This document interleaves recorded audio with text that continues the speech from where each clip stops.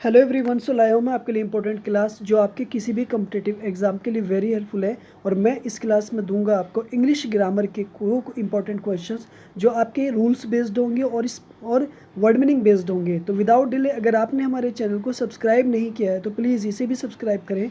क्योंकि ताकि आने वाले ऐसी ही अपडेट आपको मिलती रहे। क्वेश्चन नंबर आपका है first, the number of dense students in the class has been double, find the proper option. तो देखो पहले का जो ऑप्शन हो जाएगा ना, वो हो जाएगा आपका option number C. Question number second, one of the sentences is grammatical wrong. तो इनमें से एक सेंटेंसेस दिए गए, चारों सेंटेंसेस में से एक ग्रामेटिकल रॉन्ग है।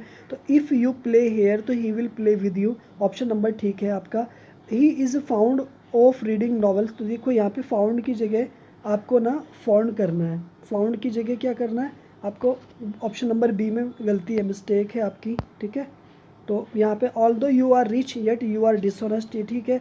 Suhail knows how to play hockey, ये वाला भी ऑप्शन आपका बिल्कुल ठीक है। Next, one of the word is wrong in the sentence as a grammatical error. तो देखो one should keep his word, one should keep his word में से कौन सा एरर पार्ट है, option number A, option number B, option number C, option number D. तो यहाँ जो राइट ऑप्शन हो जाएगा ना आपका, वो हो जाएगा ऑप्शन नंबर सी। तो इसमें गलती है, ठीक है, यानी हिज में गलती है, हिज की जगह वंस आएगा। Option number four, Ashfaq Ullah Khan was dash when he was quite young, fill in the blank.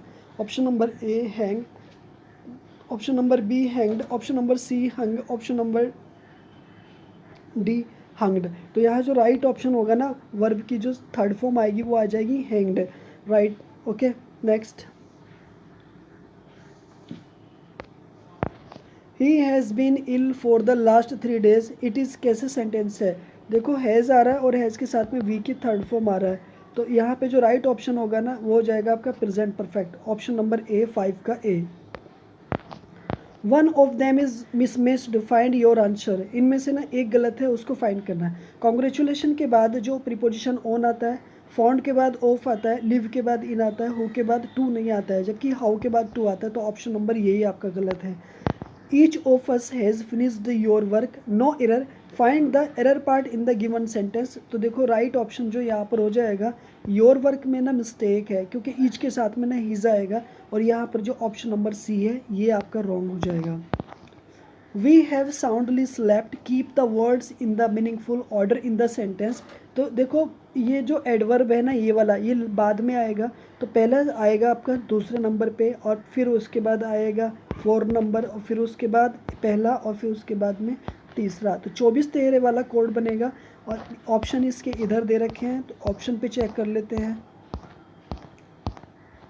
तो यहाँ पर जो ऑप्शन मिल रहा है ना आपको, वो मिलता है आपको option number D, right. Next, the condition of people living in this village is very poor, one of them is not noun। Option number A condition, option number B people, option number C village, option number D poor.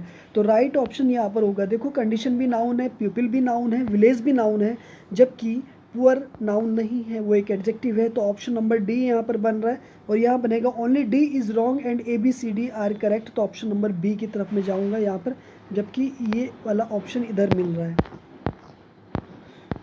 Your pen is better than mine, select the proper degree, यहाँ पे ठीक है। तो देखो यहाँ पे then आ रहा है ना, तो देन हमेशा कंपैरेटिव डिग्री को फॉलो करता है। तो ऑप्शन नंबर सी यहाँ पर बनेगा। Find the correct sentence is grammatical, he is an MP, बिल्कुल ठीक है। यहाँ पर मैं के नॉइज आना चाहिए था, इन द आना चाहिए था, और देन आना चाहिए था, THAN। तो ऑप्शन नंबर यहाँ पर ए जो है वो बिल्कुल ठीक है। It is dash who did this in the given sentence, one option can not be used. तो यहाँ पे जो देखो दे भी यूज़ किया जा सकता है, आई भी और यू भी, जबकि अस का यूज़ नहीं किया जा सकता, ऑब्जेक्टिव केस नहीं आएगा। Justice as well as mercy demand seat, find the subject in the given sentence. तो देखिए जस्टिस यहाँ पर आ रहा है, as well as mercy demands. देखो एज वेल एज एक कंजक्शन है, एज वेल एज एक कंजक्शन है, और कंजक्शन से पहला वाला जो वर्ड होगा ना, वही आपका सब्जेक्ट होगा। तो यहाँ पे जस्टिस आपका राइट ऑप्शन बनेगा। The percentage of failure of the board examination this year is small. तो द परसेंटेज ऑफ फेलर की जगह ना percentage of failure in the board exam होना चाहिए था, ना कि ऑफ द एग्जाम होना चाहिए था। तो राइट ऑप्शन यहाँ पर हो जाएगा B. She had gone before he came, it is कैसे सेंटेंस है? तो देखो जब भी बिफोर या आफ्टर आएगा तो वहाँ पे कम्प्लेक्स सेंटेंस बनेगा, ऑप्शन नंबर बी।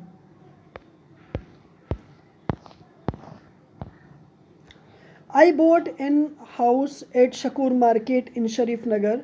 तो यहाँ पे देखिएगा पहले का, ठीक है, पहला क्वेश्चन है आपका ये। तो यहाँ पे अब जितने भी 15 क्वेश्चंस आएंगे वो वोकेब से रिलेटेड होंगे। तो देखो यहाँ पे ना एंटिक, ANTIQUE, एंटिक मीन्स होता है पुराना, ओल्ड होता है, तो ये राइट ऑप्शन हो जाएगा आपका D. My friend was found solitary in the garden yesterday, find the same meaning of the underline word. तो देखो रिपेल का मीनिंग होता है पीछे धकेल देना, सॉविटी लॉनली अकेला, इंसिडेंटल अचानक। तो देखो यहाँ पे जो सॉलिटरी होता है ना अकेला होता है, तो ऑप्शन नंबर यहाँ पर C right. One of the option is wrong as antonym, antonym के आधार पर देखो लिवली का मीनिंग होता है ऊर्जावान, स्लॉथफुल का मीनिंग होता है आलसी, डिनाई का मीनिंग होता है इनकार करना, एक्नॉलेज का मीनिंग होता है स्वीकार करना, बिलिटल का मीनिंग होता है अपमान करना, और इंसल्ट का मीनिंग भी होता है अपमान करना, ठीक है। ऑफेंस का मीनिंग होता है एक तरह से रक्षात्मक, जबकि डिफेंस का मीनिंग होता है रक्षात्मक। तो राइट ऑप्शन हो जाएगा आपका सी, यानी ये सिनोनियम्स हैं एक दूसरे के, बाकी जबकि सारे एंटोनिम्स हैं। My neighbour is quarrelsome, let us talk with him, underline word. Quarrelsome का मतलब होता है झगड़ा करने वाला, क्वारुलस का मीनिंग होता है झगड़ा करने वाला। तो देखो जब OUS आता है तो एक तरह से एडजेक्टिव बनता है, ना कि नाउन बनता है। तो यहाँ पर राइट ऑप्शन बनेगा आपका B.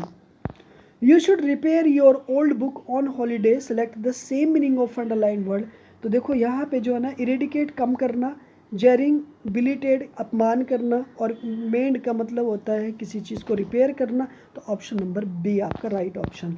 Read the passage carefully and given the answers of the question. John Milton was a great poet of England. He wrote epic sonnet and drama. He had faced many hardships in his life. He was spendthrift. He was not barbarous. He became very famous in the history of English literature. His epic The Paradise Lost is a very famous work. Select the same meaning of underline word. ये जो underline word है ना इसका same meaning find करना है। तो इसका जो सेम मीनिंग होगा ना वो हो जाएगा डिफिकल्टीज। तो राइट ऑप्शन हो जाएगा आपका ए बिल्कुल। टिमिड का मीनिंग होता है डरपोक, स्टारी का मीनिंग होता है तारों जैसा, लेकोनिक का मीनिंग होता है कम बोलने वाला। Select the same meaning of barbarous. तो बारबेरस का मीनिंग सेम फाइंड करना है। तो देखो बारबेरस का सेम वर्ड मीनिंग होता है एक तरह से अनसिविल, और इसका आंसर हमें मिलेगा यहाँ पर। बड़े प्यार के साथ चेक कर लेते हैं मेरे भाई, क्यों जल्दी करते हो? ओके ठीक है, तो देखो ओब्लिवियस, ओब्लिवियस, विक्टोरियस विजयी, पॉपुलेट निवास करना, और अनसिविल का मतलब होता है असभ्य। Next, find the misspelt word. देखो क्रेस्ट फालन, विलफुल, एम्ब्रॉयल, रेकलेस। तो रेकलेस का मतलब भी होता है एक तरह से दुष्ट कहीं का, विलफुल इच्छुक होता है, एम्ब्रॉयल क्रेस्ट फालन। तो यहाँ पे जो CRESTFALLEN है ना, तो यहाँ पे तो ऑप्शन नंबर आपका ना ए बनेगा, और यही आपका जो है मिस्टेक हो जाएगी आपकी। ठीक है, कोई दिक्कत नहीं, ठीक है।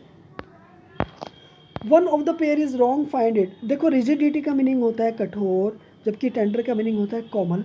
फर्म का मीनिंग होता है मजबूत, स्ट्रॉन्ग का मीनिंग होता है मजबूत। स्पूरियस का मीनिंग होता है नकली, फेक का मीनिंग होता है नकली, जबकि डर्टी एंड सॉर्डिड का मीनिंग होता है गंदा। तो जो राइट ऑप्शन होगा ना आपका वो हो जाएगा एक तरह से pair is wrong, find it. Spurious का मतलब होता है फेक, फर्म का मीनिंग होता है मजबूत, स्ट्रॉन्ग। तो रिजिडिटी का एक तरह से ऑप्शन नंबर बनेगा आपका ए। 9 का ए आपका ऑप्शन जाता हुआ, क्योंकि ये एक दूसरे के एंटोनियम है जबकि बाकी के सिनोनियम है। She always ready to decry others, find the same meaning of underline word. The decry का मीनिंग होता है निंदा करना किसी की, जबकि ऑप्शन नंबर सी बनेगा आपका निंदा करना। जबकि ऑप्शन नंबर ऑब्स्टिनेट, जिद्दी, ऑब्सीन एक तरह से अश्लील, डिबोनेयर। तो यहाँ पे 10 का सी ऑप्शन आपका राइट बनेगा। Select the misspelt word. Misspelt word को फाइंड करना, सोफिस्टिकेटेड, ट्रेचरस, डिसस्ट्रस एंड एग्जैगरेटेड। तो राइट जो ऑप्शन हो जाएगा ना यहाँ पर, ठीक है, तो एक तरह से डिसस्ट्रस में ना डिस आएगा यानी आई आएगा, ना कि डी ई आएगा। Sophisticated, exaggerated, treacherous.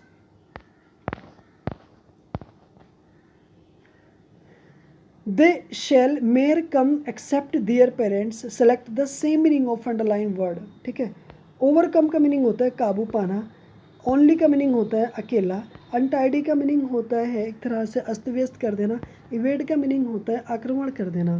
ठीक है, तो यहाँ पे जो ऑप्शन बनेगा ना वो बी ऑप्शन बनेगा। ठीक है, murder of sister is called, murder of sister is called. ठीक है, तो क्या बोलते हैं, तो उसको बोलते हैं सोरोरिसाइड, यानी बहन की हत्या करना।